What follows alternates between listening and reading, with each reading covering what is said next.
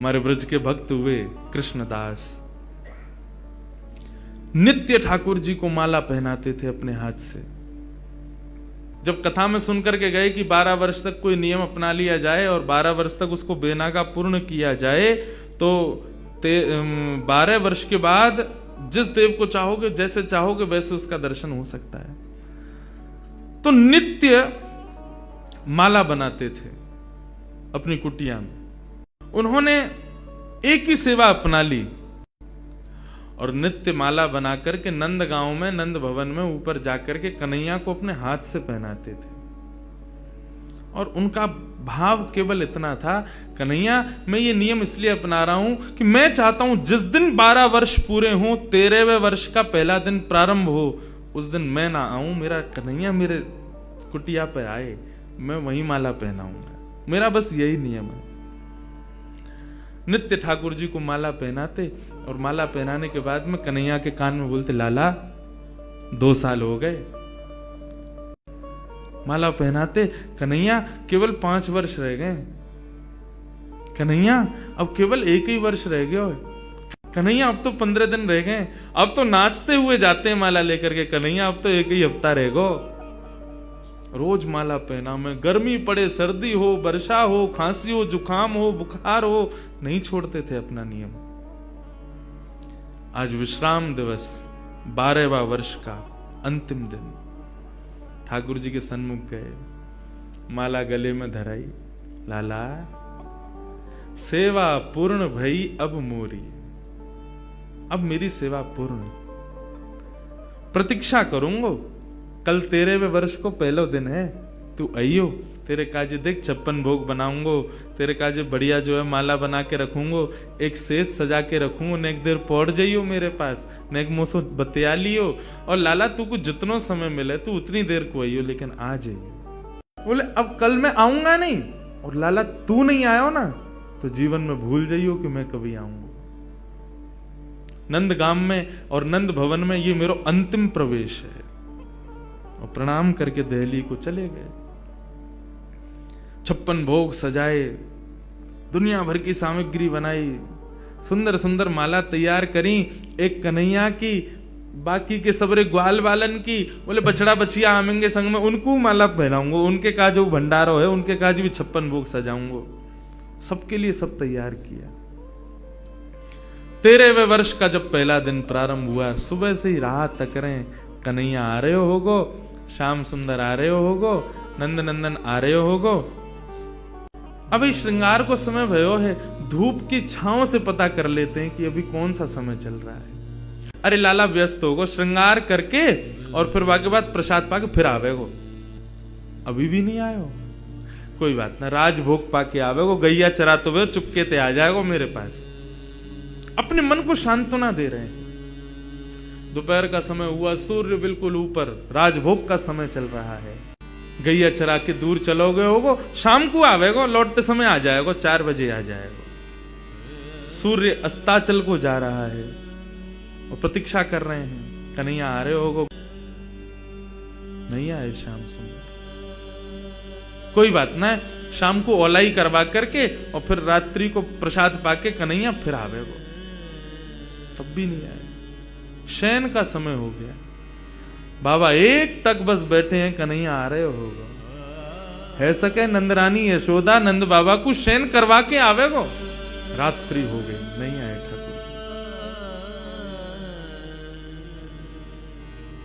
कृष्णदास जी मुस्कुराने लगे।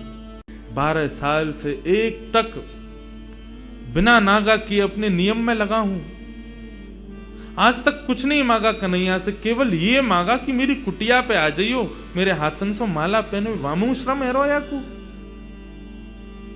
तुरंत अपने 56 भोग को पूरा एक पोटला बनायो, माला उठाई, सब सामान वहां से तुरंत धर लियो और कुटिया में तालो लगा करके बाबा निकल गए नंदगांव से। बोले जीवन में नहीं आऊंगा, मेरे जीवन को सबसे बड़ा अपराध है गयो, मैंने 12 साल या कन्हैया को दे दिए या श्याम सुंदर को दे दिए। अरे काय बात को श्याम सुंदर, काय बात को कन्हैया, काय बात को दयालु, एक भक्त की एक मनोकामना ना पूरी कर सके। ना रहनो अब यहां पे, जैसी जाने लगे तो मार्ग में गायों का झुंड जा रहा था। जैसे उस झुंड में प्रवेश करने लगे, सोचते हुए जा रहे हैं, कुछ विचार नहीं हो रहा है। जैसे भीतर प्रवेश करने लगे, इतने में ही एक ग्वारिया आया और ग्वारिया ने आकर के हाथ पकड़ो, बाबा बाबा बाबा गैया चढ़ जाएंगी ऊपर। पीछे मुड़ करके देखो तो नन्नो सो एक बालक, ऊंची धोती पहनी, सिर पर स्वाफा पहनो भयो है। बाबा गैया चढ़ जाएंगी, अभी मत जाओ, गैयान को जान दो पहले। बाबा बोले कौन की गैया है ये? बोले नंद बाबा की गैया हैं। कितनी गैया और हैं? बोले अभी बाबा बहुत हैं। कितना समय लगेगा? बोले बाबा अभी समय लगेगा, इन्हें सबन ने जान दो, फिर तुम चले जाइयो, तब तक यहां बैठ जाओ, आ जाओ, नेक मोते बतिया लो। बाबा बैठ गए, पूछने लगे कहां से हो, क्या हो, कैसे, कहा, सब बात चलन लगी। बोले वो सब बाद में बताऊंगा, बाबा ये बताओ यहां में तो देसी घी की सुगंध आ रही है, या मैं कहा धरो भीतर? बोले अब कहा बताऊं तो को, ये छलिया माखन चोर ऊपर बैठो का कपटी एक नंबर को, या के काजे 56 भोग बनायो, आयो नहीं, जा रहा हूं छोड़ छाड़ के। बाबा तो फिर या को का करोगे? बोले आप का करूंगा, नेक दूर जाके मैं खा लूंगा। बोले नेक दूर जाके का खाओ, यहीं खा लो, नेक नेक मुंह दे दियो। बाबा बोले हाँ ठीक है भाई, चल यहीं खा लें। पोटली खोल करके सब निकाल के सामग्री, और बाबा ने खाई, ले तू भी ले ले। बाबा मेरे हाथन में गोबर लग रहा है, गंदे हरे, धोबे जानो पड़ेगो, कहां ते जल लाऊंगो? तो कैसे होगी? बोले आप खवाए दो ना अपने हाथ से। बाबा बोले अच्छा, ऐसे ही तेरो स्वामी, ऐसी सबरे गांव के बहु सेवा करवावे, तुम सेवा करवा लो। जान भी प्रेम ते ना दे रहे मुंह को, अब वो अपनी सेवा करवावे गो। पूरा गांव ही 100 है। बाबा एक स्वयं पामे और प्रभा सेवा ग्वारिया को पवा में, फिर स्वयं पामे, फिर ग्वारिया को पवा में। तो बाबा ने जैसी ग्वारिया को देखो, नेत्र लाल पड़ गए, नेत्रों से अश्रुधार बह रही है। बोले अब रो काई को रोए?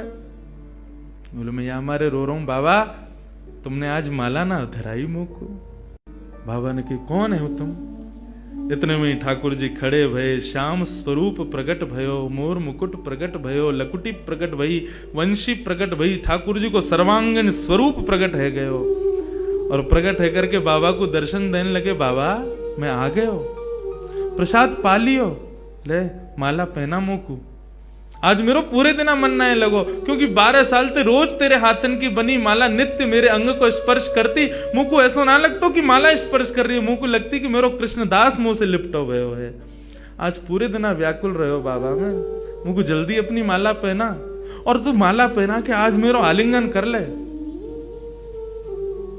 कृष्णदास क्रोध में देख रहे हैं,